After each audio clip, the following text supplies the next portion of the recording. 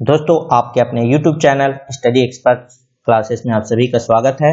जिन्होंने हमारे चैनल अभी तक नहीं सब्सक्राइब किए हैं, प्लीज़ हमारे चैनल को सब्सक्राइब कर लें और बेल आइकन की घंटी जरूर दबाएं ताकि आने वाले वीडियो की नोटिफिकेशन सबसे पहले आपको मिले।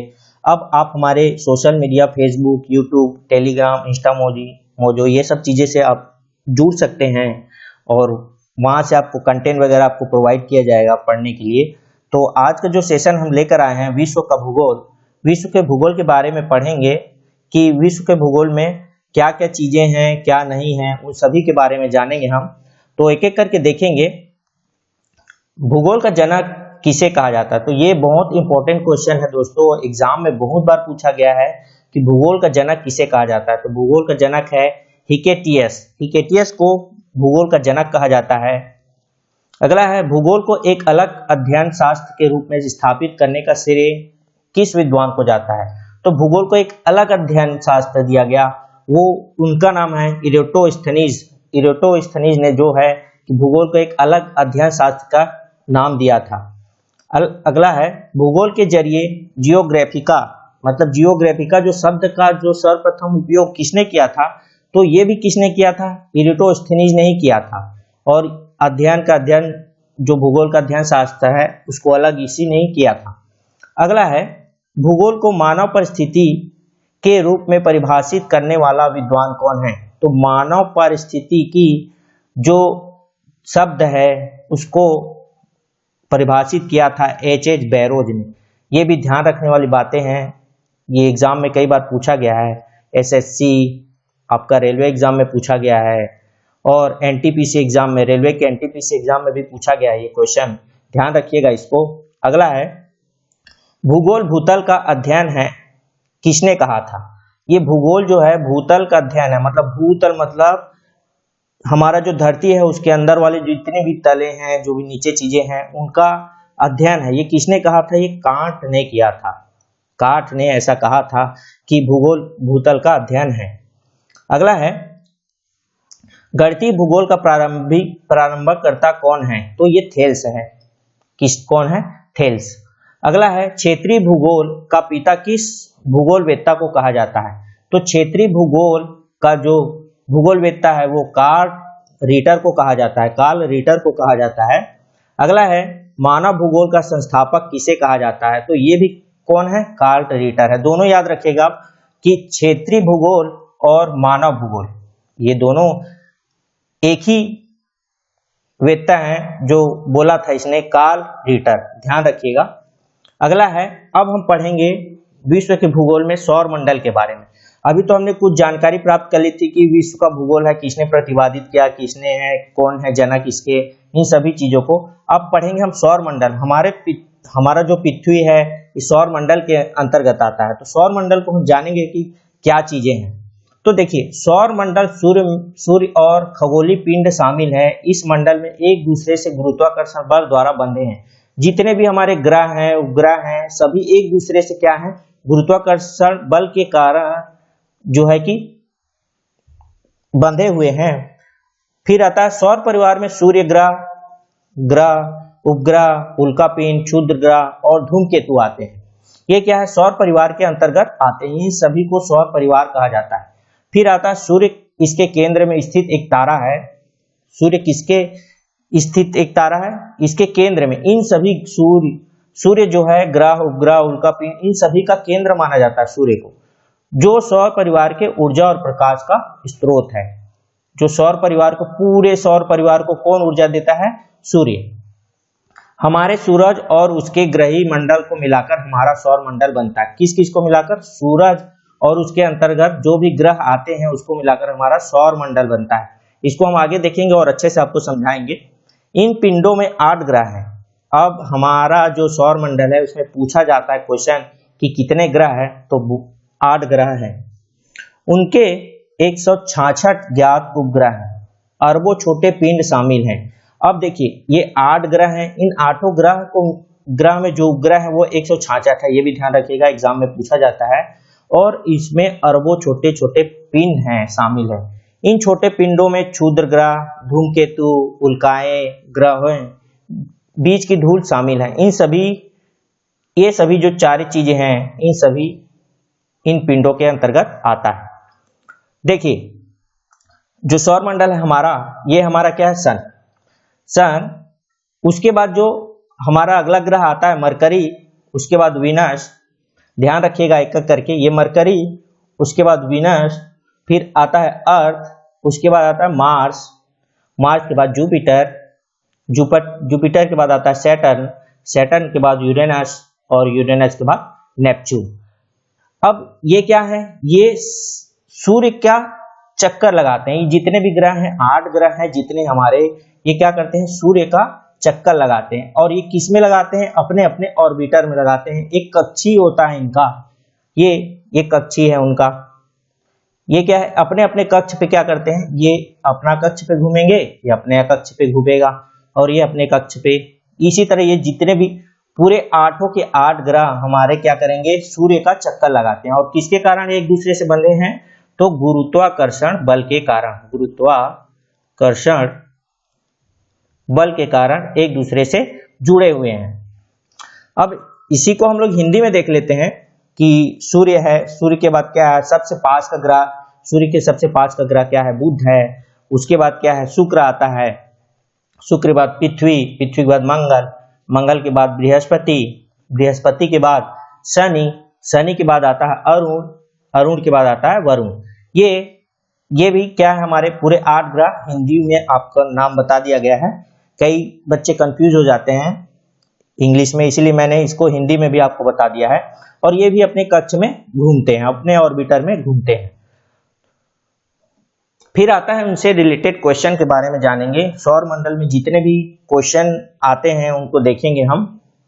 सूर्य के चारों ओर घूमने वाले खगोलीय पिंड क्या कहलाते हैं। अभी बताया मैं, सूर्य के चारों ओर कितने भी हैं जो हमारे ग्रह घूम रहे थे, 8 ग्रह, वो क्या है, ग्रह ही तो हैं, क्या कहलाते हैं, ग्रह कहलाते हैं।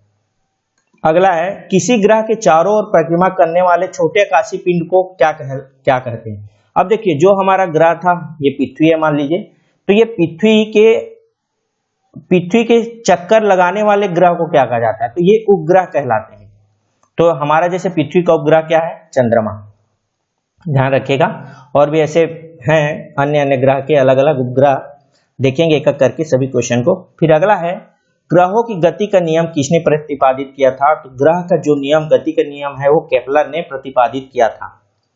अगला है, आकार के अनुसार सौर मंडल के ग्रहों का अवरोही क्रम, मतलब आकार के समान, मतलब सबसे बड़ा कौन है, बृहस्पति, बृहस्पति के बाद शनि, शनि के बाद अरुण उससे छोटा, फिर वरुण उससे छोटा, फिर पृथ्वी, पृथ्वी से भी छोटा शुक्र, शुक्र से भी छोटा मंगल, और सबसे छोटा बुध। अगर पूछा जाए एग्जाम में कि सबसे बड़ा ग्रह कौन है, तो आप बृहस्पति बोल सकते हैं, और सबसे छोटा बोला तो बुध बोल सकते हैं। अगला है, सूर्य के चारों ओर चक्कर लगाते ग्रह का वेग अधिकतम होता है जब सूर्य के समीप होता है। ध्यान रखिएगा, अगर कोई भी ग्रह चक्कर लगा रहा है और उसका वेग अधिकतम होगा तो सूर्य के समीप होता है। अगला है, अंतरिक्ष में कुल कितने तारामंडल है, तो अंतरिक्ष में कुल 88 तारामंडल हैं। अगला है, ब्रह्मांड में विस्फोटी तारा क्या कहलाता है, तो ये अभिनव तारा कहलाता है। फिर सौर प्रणाली की खोज किसने की थी, तो सौर प्रणाली की खोज कोपरनिकस ने की थी।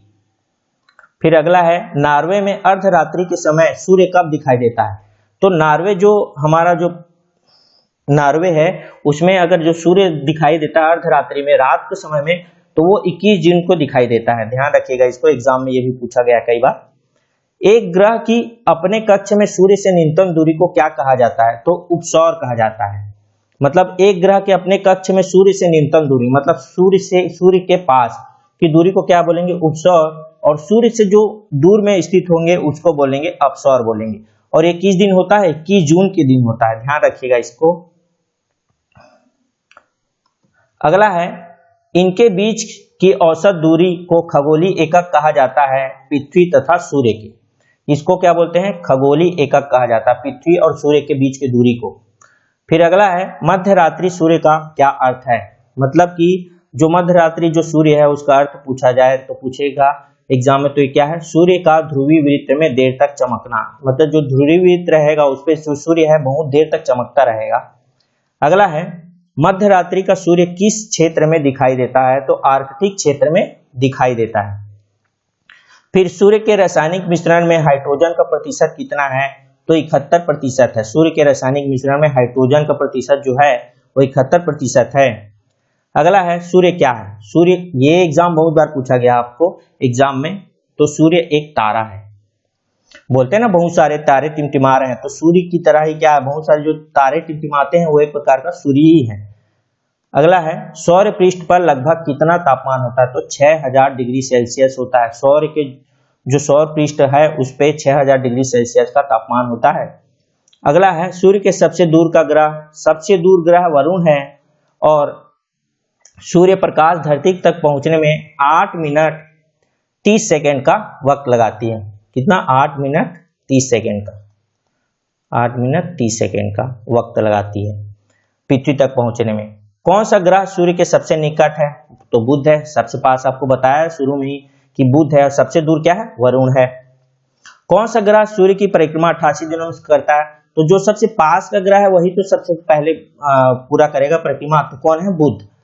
फिर अगला है दो ग्रह जिनके उपग्रह नहीं है वे बुध और शुक्र। बुध और शुक्र का कोई भी उपग्रह नहीं है, एक भी उपग्रह नहीं है। जैसे हमारे पृथ्वी का उपग्रह चंद्रमा है, इसी तरह बुध और शुक्र का एक भी उपग्रह अभी तक नहीं मिला और है भी नहीं। अगला देखते हैं कौन सा ग्रह सूर्य का चक्कर सबसे कम समय में लगाता है, तो सूर्य का जो चक्कर लगाता है बहुत कम समय में वो बुध है। कितने दिन में, 88 दिन में। इससे पहले क्वेश्चन में बताया था मैंने। अगला है सबसे तीव्र गति से सूर्य का चक्कर लगाने वाला ग्रह, तो वही कौन सा है, बुध ही है। अगला है सौर मंडल का कौन सा ग्रह लगभग पृथ्वी जितना बड़ा है, तो शुक्र। शुक्र को सौर मंडल का जो पृथ्वी का जो ग्रह है उसके लगभग समान माना जाता है। इसको पृथ्वी के वाहन भी कहा जाता है, शुक्र ग्रह को। अगला है किस ग्रह को पृथ्वी की वाहन कहा जाता है, यहाँ पे शुक्र ग्रह ही पृथ्वी की वाहन कहा जाता है। अगला है किस ग्रह को शाम का तारा कहा जाता है, तो शाम का जो तारा है वो शुक्र ग्रह को ही कहा जाता है। अगला है सबसे चमकीला ग्रह है, तो सबसे चमकीला ग्रह शुक्र ही है। अगला है सूर्य तथा पृथ्वी के निकटतम ग्रह क्रमशः कौन से हैं, तो शुक्र, सूर्य तथा पृथ्वी के निकट। अगर सूर्य की बात करें तो सूर्य के पास में कौन सा है, बुध ग्रह है। और पृथ्वी की बात करें तो पृथ्वी के पास कौन सा ग्रह है, शुक्र ग्रह है पास में। अगला है यूरोपवासी किस ग्रह को पूजा देवी के रूप में करते हैं, तो ऐसा कौन सा ग्रह है जो देवी के नाम से पूजा होता है, तो वो शुक्र ग्रह को ही करते हैं यूरोपवासी। सौर मंडल का सर्वाधिक गर्म ग्रह जो है वो शुक्र ही है। अगला है पृथ्वी से निकटतम दूरी पर स्थित ग्रह शुक्र है। अगला है किस ग्रह को सुबह का तारा कहा जाता है, तो शुक्र ग्रह। तो शुक्र ग्रह से इतने सारे क्वेश्चन बनते हैं, आप सभी को याद रखिएगा कि निकटतम दूरी कौन सा है, सर्वाधिक गर्म ग्रह कौन सा है, सुबह का तारा कौन सा है, पृथ्वी के पास कौन सा ग्रह सबसे पास में है, चमकीला ग्रह कौन सा है। तो ये सभी का उत्तर क्या है, हमारे पास शुक्र ही होगा।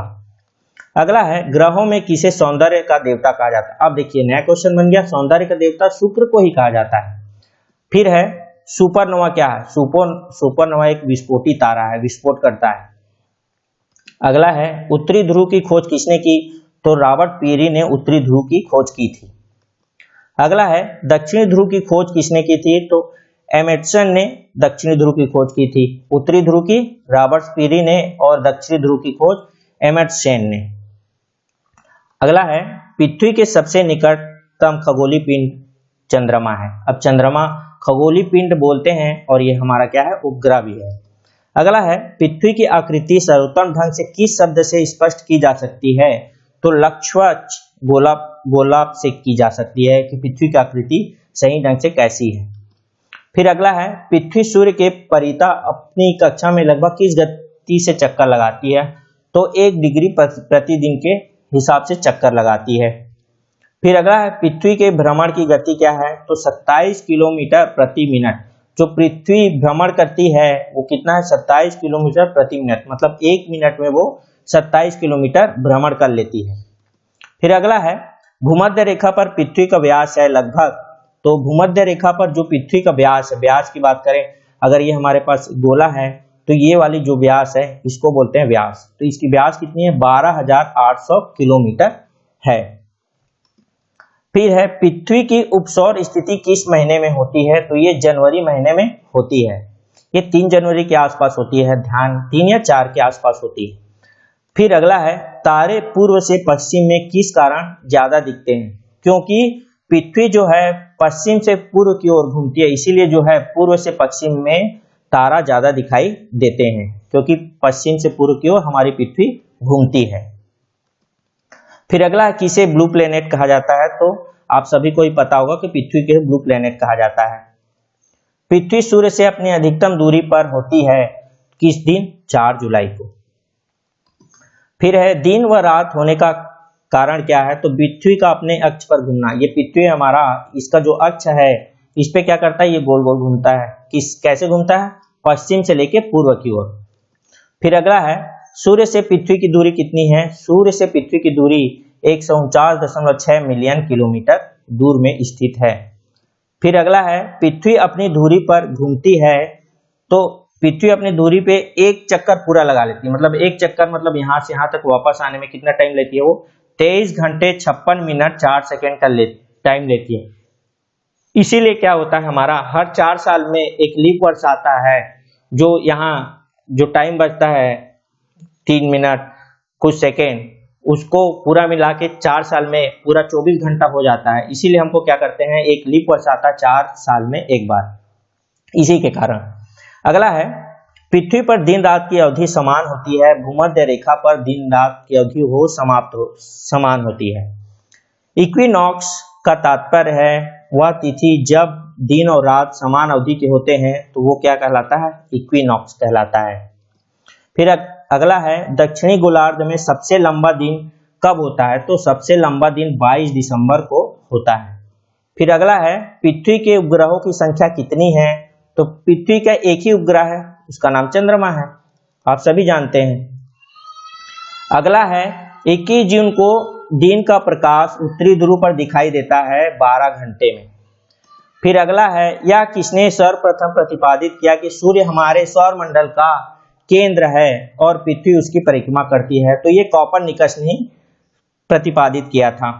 फिर अगला है आसमान का रंग कैसा होता है, तो आसमान का रंग, अब हम लोग सोचेंगे दोस्तों कि ऊपर देखते हैं तो आसमान का रंग नीला होता है, नीला नहीं, आसमान का रंग जो है काला होता है।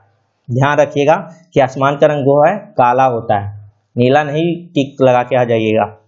अगला है पृथ्वी की परिधि, तो पृथ्वी की परिधि ये अब क्या था, पृथ्वी व्यास बताया था मैं पृथ्वी का कि 12,800 किलोमीटर। अब इसकी परिधि मतलब एक चक्कर पूरा लगाने में कितनी परिधि है इसका, तो 40,075 किलोमीटर, मतलब यहां से मैं एक चक्कर पूरा यहाँ लगाया तो ये 40,075 किलोमीटर होगी। फिर अगला देखेंगे किस तिथि को उत्तरी गोलार्ध में सबसे लंबा दिन होता है, तो 21 जून को। इसी चीज में उत्तरी गोलार्ध में सबसे लंबा दिन क्या है, 21 जून को होता है। फिर अगला है किस तिथि को उत्तरी गोलार्ध में सबसे छोटा दिन होता है, तो 22 दिसंबर को। ये दोनों तिथि याद रखिएगा, 21 जून को सबसे लंबा दिन और 22 दिसंबर को सबसे छोटा दिन। फिर आता है ध्रुवों पर दिन की अवधि होती है 6 माह के लिए। ध्रुवों पर 6 माह के लिए देखिए 6 माह दिन होगा तो 6 माह रात होगी, किस पे, ध्रुवों पर। अगला है पृथ्वी का ध्रुवीय व्यास उसके विषुवतीय व्यास से कितना कम है, तो 43 किलोमीटर कम है। अगला है पृथ्वी का विषुवतीय व्यास लगभग कितना है, तो पृथ्वी का विषुवतीय व्यास जो है 12,750 किलोमीटर है। अगला है पृथ्वी को उसके काल्पनिक अक्ष पर घूमने को क्या कहा जाता है, तो ये पृथ्वी अपने अक्ष पर जो घूम रहा है वो क्या है, घूर्णन ही तो कहलाएगा, ठीक है। अगला है पृथ्वी अपनी कक्षा में गति करता है, तो इससे पहले भी बताया पश्चिम से पूर्व की ओर, इसी की वजह से तारे हमें पूर्व से पश्चिम की ओर ज्यादा दिखाई देते हैं। अगला है पृथ्वी तथा सूर्य के मध्य सर्वाधिक दूरी किसके दौरान होती है, तो अपसौर के द्वारा। ऋतुएं होती हैं, सूर्य के चारों ओर पृथ्वी के परिक्रमण के कारण ऋतुएं बदलते रहती हैं।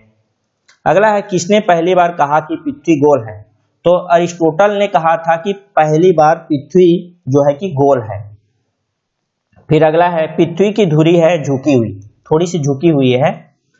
पृथ्वी के अलावा अन्य किसमें जीवन की संभावना है, क्योंकि वहां का पर्यावरण जीवन के लिए बहुत अनुकूल है, तो मंगल ग्रह पर। अभी भी मंगल ग्रह पे खोज जारी है कि वहाँ जीवन सही तरीके से संभव हो जाए और यहाँ के लोगों को, पृथ्वी के लोगों को वहाँ मंगल में शिफ्ट किया जा सके। अगला, किस ग्रह के दिन का मान और उसके अक्ष का झुकाव लगभग पृथ्वी के दिन के मान के झुकाव के तुल्य होता है? तो मंगल का। अगला है, सौर मंडल में सबसे बड़ा ग्रह बृहस्पति, से पहले भी बताया हूं मैंने। अगला है, सूर्य के गिर्द परिक्रमा में कौन सा ग्रह अधिकतम समय लेता है? तो बृहस्पति सबसे ज्यादा समय लेता है सूर्य के चक्कर लगाने में। फिर ग्रहों में किसके चारों ओर वलय होती है? तो शनि, ये हमारा जो शनि है और इसके चारों ओर क्या होती है? वलय होती है। फिर अगला है, नासा के किससे संबंधित मिशन का नाम जूनो है? तो बृहस्पति से जो भी मिशन चल रहा है उसका नाम जूनो है नासा में। अगला है, बृहस्पति का द्रव्यमान है लगभग सूर्य के द्रव्यमान का 1000वां भाग। सूर्य के द्रव्यमान का कितना? 1000वां भाग है बृहस्पति का द्रव्यमान। फिर आकाश का सबसे चमकदार तारा है तो सीरियस, जो सीरियस तारा है वो आकाश का सबसे चमकदार तारा है। फिर अगला, हैली धूमकेतु का आवर्तकाल होता है 76 वर्ष का। फिर थैंक यू दोस्तों, आज के लिए बस इतना ही। ऐसे वीडियो और भी हम आपके लिए लेकर आते रहेंगे। अगर ये वीडियो अगर आपको अच्छा लग रहा हो तो प्लीज हमारे वीडियो को लाइक कर दें और शेयर करना ना भूलें, ताकि आपके दोस्तों को भी ये इंफॉर्मेशन मिलते रहें। धन्यवाद।